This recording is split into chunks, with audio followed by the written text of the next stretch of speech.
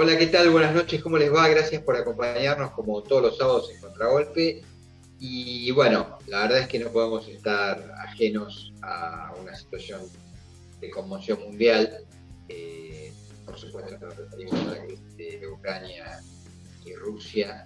Y lo que algunos analistas se arriesgan a definir como el inicio de una tercera confrontación mundial. La verdad es que me parece un poco arriesgado, pero sin duda es una situación de enorme conmoción que está moviendo todas las placas tectónicas de la política mundial, porque esto va a tener derivas en el campo de la energía, por lo tanto, inmediatamente un rebote en la inflación, va a tener muchas consecuencias en el gasto de defensa, que estaba aplacado en muchos países.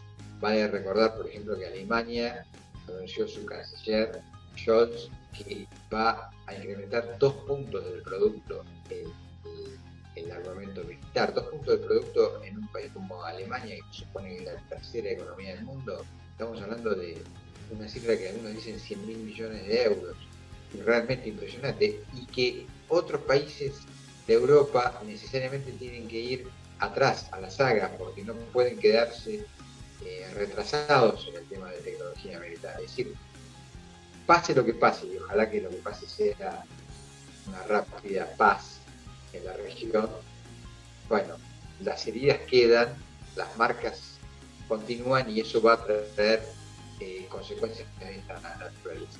Pero en el programa de hoy lo que nos interesaba con Rodrigo es analizar los liderazgos que se están llevando adelante en esta crisis, que por supuesto viene en la figura de Putin a su personalidad culminante.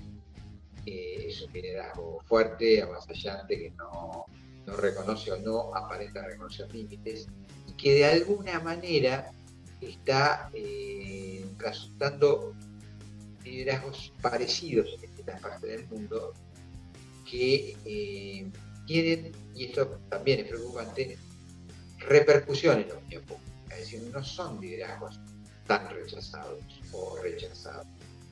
Vamos a recorrer algunos de ellos, probablemente comenzando con la figura de Putin, y tal vez esta situación nos termine desembocando en lo que pasa en Argentina, porque en Argentina dentro de un año va a haber elecciones de presidencial, un poquito más de un año, pero digo ya el 23 es un calendario presidencial, y entonces saber qué tipo de liderazgos tienen más parentesco, maridan mejor con estas personalidades tan fuertes.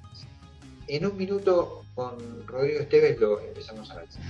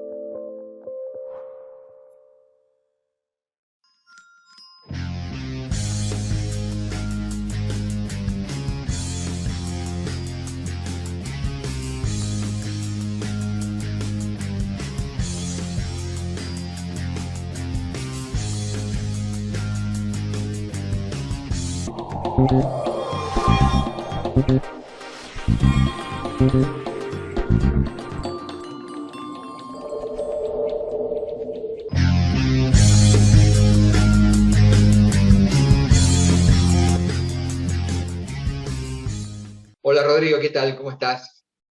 Muy buenas noches, Roberto, y buenas noches a los amigos que nos acompañan y a las amigas que nos acompañan en los sábados aquí en Contragolpe. Bueno, vos sabés que el expresidente de gobierno español, José María Aznar, con esa vocecita que lo caracteriza, lo escuché alguna vez. Lo escuché cuando estaba transcurriendo el ecuador del mandato de Rodríguez Zapatero, que fue su sucesor, ¿no? El socialista. Y decía, están de moda los liderazgos light, los liderazgos débiles. Entonces, bueno, parece ser que los liderazgos light, los liderazgos débiles, han perdido preponderancia, porque uno, por ejemplo, en esta crisis ve a Biden y enseguida se lo acusa de tibio, ¿no? O algunas democracias europeas que van muy de furgón de cola en la boca. Me gustaría una primera mirada tuya sobre el tema de los liderazgos.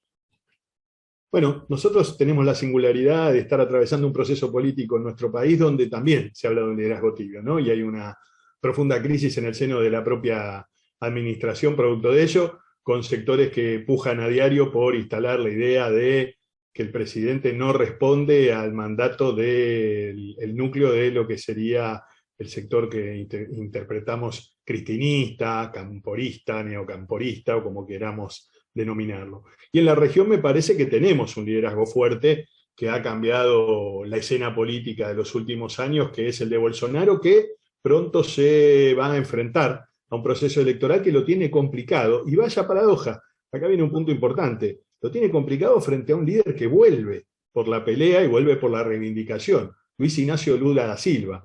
No es un líder menor, no es un líder que no haya pasado ya por la gestión, por el contrario, fue el líder que cambió la historia de Brasil en los últimos 20, 25 años y que además desde los lejanos finales de los 80 venía intentando llegar a la administración del poder en Brasil. Me parece que la región se está reconfigurando, me parece que en lo que tiene que ver con estos liderazgos fuertes que vos bien señalás y que efectivamente en la región existen, me parece que tienen algún desafío por delante, lo de Biden naturalmente es suscribible. Es muy complejo interpretar a López Obrador, es muy complejo, al gran monstruo latinoamericano que es México, es muy complejo de interpretarlo porque tiene momentos de liderazgo fuerte y tiene momentos de liderazgo muy complejo. Digo, la posición frente a Rusia, por ejemplo, fue una posición muy clara del lado de la OEA, y Argentina termina votando dividido ahí, en algo que no suele suceder con México. México termina votando una clara declaración contra la invasión rusa en Ucrania, y Argentina termina no acompañando en ese momento. Por lo tanto, creo que estamos ante una situación donde algunos liderazgos fuertes vuelven por su reentré, el caso de Lula tal vez será el más importante en la región, y otros liderazgos fuertes están viendo revalidar, ¿no? Bolsonaro intenta revalidar, está aplicando políticas sociales y anunciando políticas sociales impensadas en el principio de campaña de Bolsonaro, pero tratando de recuperar en los sectores más postergados, que en Brasil sabemos que son y muchos. Y después, por otro lado, lo que tiene que ver con el Pacífico, aquí en el sur de América, dos liderazgos nuevos, completamente distintos. Uno del Gabriel Boric, que acaba de dejar en claro en Chile también una posición muy dura contra Vladimir Putin, y una, digamos, creo yo, nueva incomodidad para el proceso político que lleva adelante el peronismo en esta etapa kirchnerista en la Argentina, porque ese tipo de,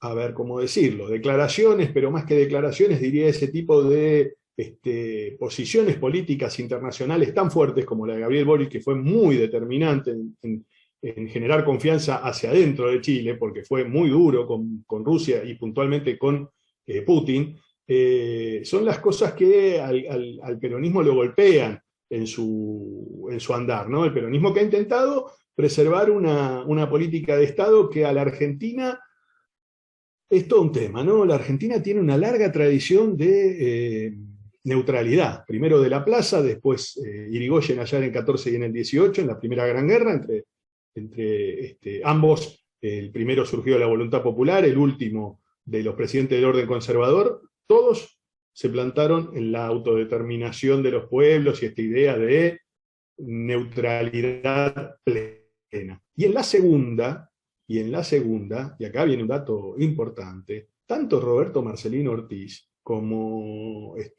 Castillo, que fue su continuidad en la gestión, fueron los presidentes de la neutralidad. Lo mismo pasó después con Rawson Farrell y la entente de Ramírez Rawson Farrell, digo. Lo mismo sucedió después, que recién en el 44, yo sé que cuesta creer, pero recién en el 44 Argentina rompe relaciones con el eje, y recién en el 45, meses antes del final de la guerra, Argentina declara efectivamente la guerra a los países del eje. Argentina también vivió un largo periodo de neutralidad y también, vale decirlo, lo vivió con la singularidad de tener de un lado al orden conservador, el de Ortiz y de Castillo, que eran los que estaban de salida, digamos, en ese cuarto de hora, podría decirse, y del otro lado, al nuevo orden de aquella revolución del 43, o de aquel golpe de Estado del 43, tantas veces criticado por protofascista del GO. Bueno, esos hombres también fueron neutrales durante largo tiempo, largo periodo, hasta que efectivamente todo indicaba que la guerra terminaba. Me parece que hay un imperativo en esta hora. En esta semana tuvimos el mensaje inaugural, me parece que ahí tendríamos que conversar un poquito. Alberto Fernández intentó marcar algunas cosas, pero me parece que hay mucho ruido interno en el gobierno por la posición frente al conflicto ruso-ucraniano. Recojo el guante, vamos al tema del discurso presidencial, porque lo teníamos en la agenda nuestra, incluso lo anunciamos en 2 programas anteriores, que se venía la apertura de las sesiones ordinarias. Quiero señalar simplemente, ya para desembocar en la Argentina, como continuidad de proyecto de los liderazgos, el hecho curioso, o tal vez no tanto, si recordamos, por ejemplo, 2 días antes que Putin decida el ataque contra Ucrania, una declaración de Trump que a mi gusto pasó bastante desapercibida, donde él dice que Putin es un genio y que con él, o sea, con Trump presidente, si hubiera sido reelecto, estas cosas no hubieran pasado, porque se entendía muy bien. La verdad es que, bueno, maridan ese tipo de liderazgos, van de la mano. Siempre se sospechó que la inteligencia rusa, que aparentemente tiene una tecnología superior en materia de intervención en la nube, en la computación de la nube, se metió en el proceso electoral americano, hubo comisiones de investigación, no se llegó a nada, pero siempre está la sospecha que Rusia y Putin intervienen para distorsionar distintos procesos electorales, ¿no? Pero entonces digo, Putin, que ya sabemos, está, que va a lo suyo, que bueno, no sabemos cuál es el límite. Trump, que es evidente que quiere volver a buscar un segundo mandato, no se lo permite. Bolsonaro, en búsqueda de la reelección, vos ya sabés, lo planteaste, va a enfrentar a Lula, algunos dicen con pocas posibilidades de éxito por parte de Bolsonaro. Tenemos una elección que también vale la pena meterla en la agenda, no ha tomado todavía relevancia, pero viendo lo que está pasando en Europa va a tener mucha relevancia, que es la de Francia, en abril, donde Macron va a ir a buscar la reelección y va a enfrentar a la extrema derecha de Le Pen. Entonces, ahí tenemos otro liderazgo del estilo de Putin en Francia. En España lo venimos analizando con vos con bastante cercanía. En el Partido Popular acaba de acontecer un golpe palaciego y la líder de la Comunidad de Madrid, que si bien no va a presidir el partido, pero que es evidente que va a tener una gran injerencia, tiene un claro liderazgo de tipo trumpista, de tipo autoritario fuerte, donde dice cosas al estilo Trump. Basta recordar el día que ganó su reelección a la Comunidad de Madrid, sin que viniera a cuento, le dice a los televidentes en una multitudinaria conferencia: los españoles me deben algo más, retiré a Iglesias de la política. Es decir, juegan mucho más allá. Yo creo que la definición de estos liderazgos es que juegan al límite. Putin evidentemente ya, como dicen en España, se pasó por pueblo, ¿no? Pero estos juegan al límite de lo que le permite el sistema democrático. Y estamos viendo que se van reproduciendo. Y ahora entro en la Argentina. Digo, vimos el discurso del presidente, el presidente es acusado de ser un presidente tibio, el presidente está sentado ahí sin lugar a discusión por un dedazo de Cristina Fernández, que lo señaló como el sucesor. Eso también trae problemas, digamos, porque no fue una presidencia ganada a pulso. Y para enfrentar este periodo que viene, da la impresión que en la vereda de enfrente los liderazgos más de tipo trumpista, por decirlo de alguna manera, están en cabeza de Mauricio Macri, Patricia Bullrich, tal vez Gerardo Morales, y Larreta ejerce otro liderazgo, como un candidato moderado que requiere que el partido, o sea, la circunstancia de la discusión social, se sostenga sosegadamente, medianamente tranquila, sin grandes alteraciones. No le conviene una cancha barrosa. Pero bueno, hice todo este análisis para que vos, de alguna manera, veas lo que fue el discurso del día martes del presidente y las derivas de esto y los cortocircuitos que está teniendo dentro de este gobernante, que también, según las propias palabras del presidente, tendría que tener un oponente porque quiere ir por las pasos. Y entonces, ¿qué liderazgo imaginás para que te enfrente al presidente en la disputa del espacio gobernante?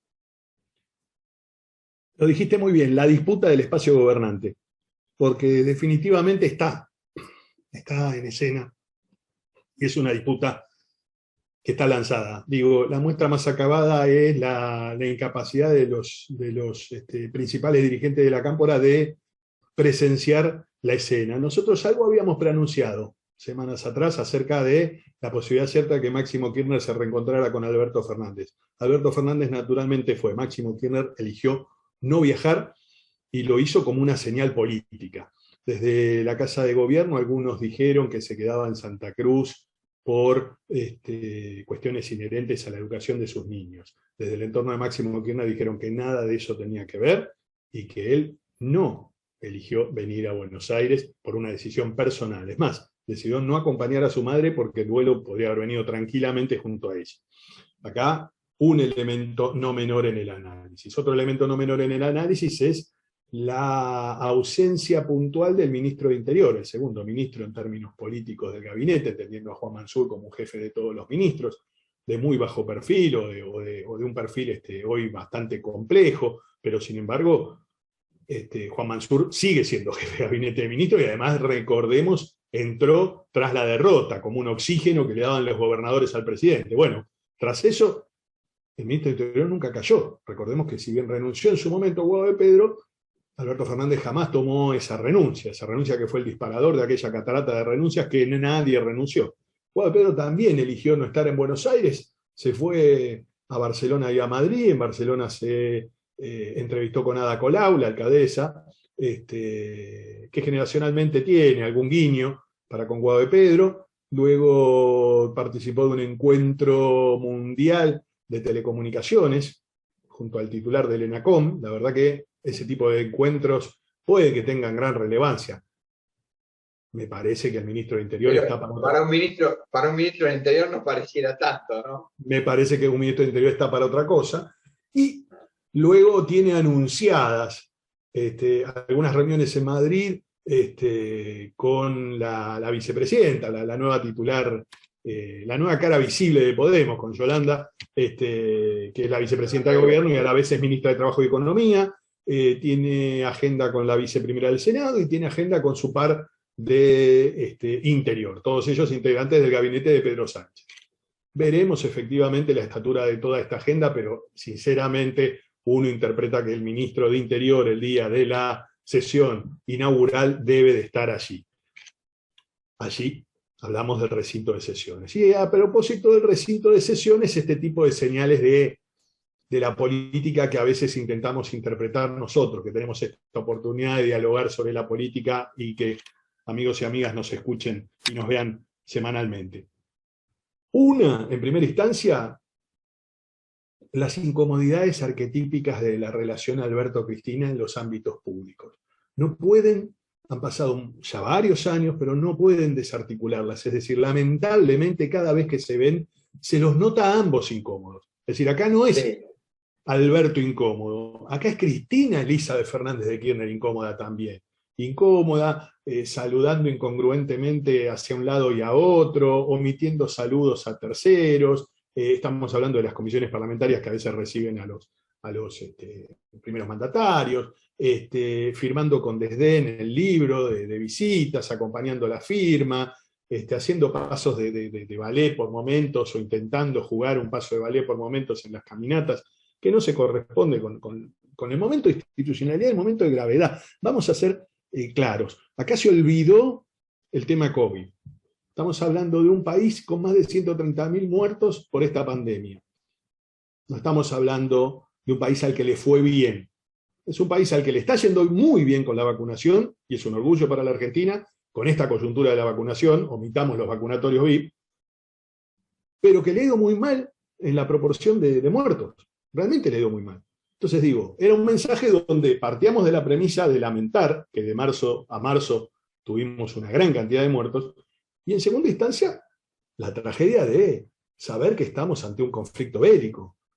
Más allá de las interpretaciones, si quieren decir invasión, guerra, avance o recuperación. Pónganle el término que quieran, pero es un conflicto bélico que está movilizando al viejo continente y está movilizando además a colectividades que son caras al sentimiento de nuestra tradición europeísta, es decir, ucranianos hay entre 450.000 y 500.000 descendientes en la Argentina. Es decir, no estamos hablando de algo que nos resulte ajeno. La indumentaria ucraniana, sin ir más lejos, es una indumentaria que nosotros identificamos como rusa. Aquí quienes conocen de esto, y nosotros hemos hablado la semana pasada, siguen sorprendiéndose del avance y del conflicto. Entonces digo, frente a estas dos cosas, pedir un minuto de silencio y tomar ese minuto de silencio como un ámbito para tirar besos y saludar a la tribuna, resulta un poco complejo. Ambos eligieron hacer eso, en ese minuto de silencio que ella le marcó, que él demoró en pedir, que terminó pidiendo en el medio de un griterío y un vocerío del bloque de diputados del radicalismo, particularmente Mario Negri era quien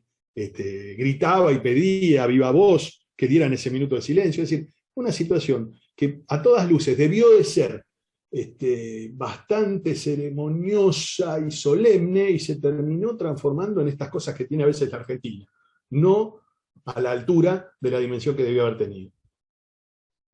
¿Y qué sospechás, digamos, de cara al tema de los liderazgos en la Argentina, que fue el título que nos convocó en esta reunión?